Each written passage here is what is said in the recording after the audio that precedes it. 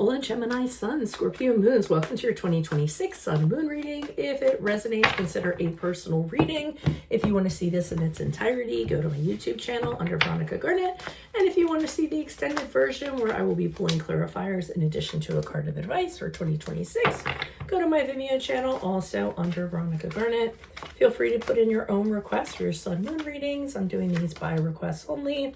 And other than that, let's get to some of your traits. So, you guys have a lot of energy and you're very assertive individuals. So sometimes you might be a little bit intimidating to other people. You're always very exacting when it comes to details. You love to analyze them. You always see things before everybody else does. When you get a little bit chatty, sometimes you exaggerate a little bit or you get a little bit dramatic. Not a big deal. Of course, there's that that air of mystery about you, which comes from your Scorpio, and you tend to keep your secrets to yourself. Be careful. Sometimes you really can get carried away by your emotions.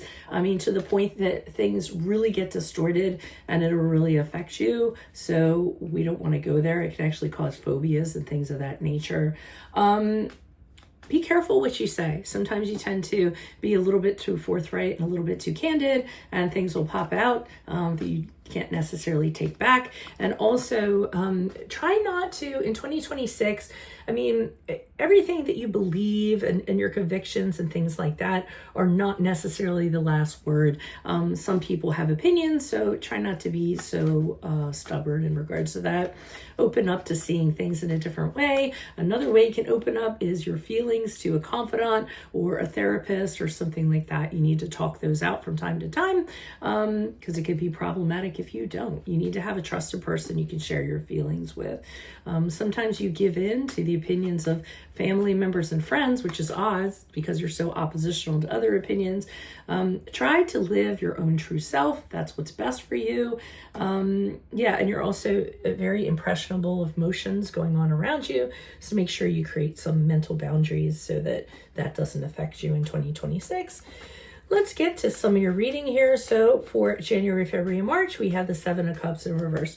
The cautionary tale that goes along with that card is to not get sucked in by where somebody's trying to deceive you, somebody's trying to make something look better than it actually is, and you're really kind of giving into it. So a lot of times the Seven of Cups in reverse can be smoke and mirrors that somebody's throwing at you.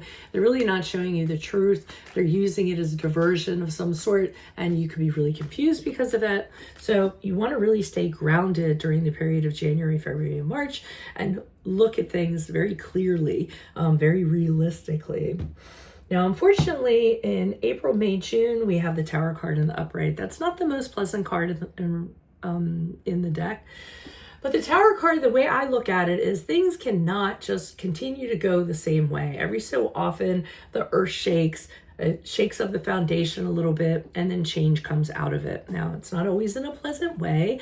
When the Tower card happens, a lot of times we're very resistant to the change. We're trying to hold it together as much as we can, but it's going to fall no matter what. What you need to focus on is after the Tower falls, it's really going to change your life, your perspective, how you look at things, or it could just change something that needed to change in your life, but you wouldn't have done it on your own. So my advice I have that goes along with that is when the Tower does fall, just kind of go with the flow until you come out to the other side of it, and then you can figure what to do and how to rebuild. In July, August, and September, we have the Three of Swords in reverse. This could very well be because it's coming after the Tower card in the upright, where this is going to be the period of recovery, where whatever happened here, you're going to heal from the pain, the trauma, you're going to move on from it, you're going to put the pieces back together again. You may have some forgiveness for yourself or for somebody else, depending on what happened over here, but I'll see more of that when we get into clarifiers in the Vimeo reading. And the Ace of Cups in reverse, again, not one of the most pleasant cards in the world for October, November, December. This is a card of sorrow. This is a card of sadness.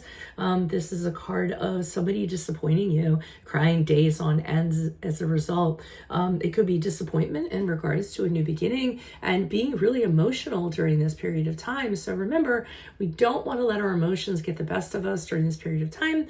Again, if you have someone to talk to, if you need therapy, then reach out by all means, okay? And again, I'll see more later on. But this is all I have for you at this present time. If it does resonate, consider a personal reading.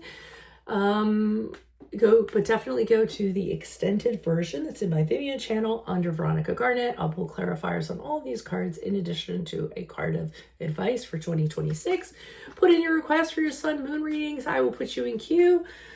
Otherwise, Gemini, Sun, Scorpio, Moons, I will see you in your Vimeo reading next. And adios from Veronica Garnett. Bye-bye.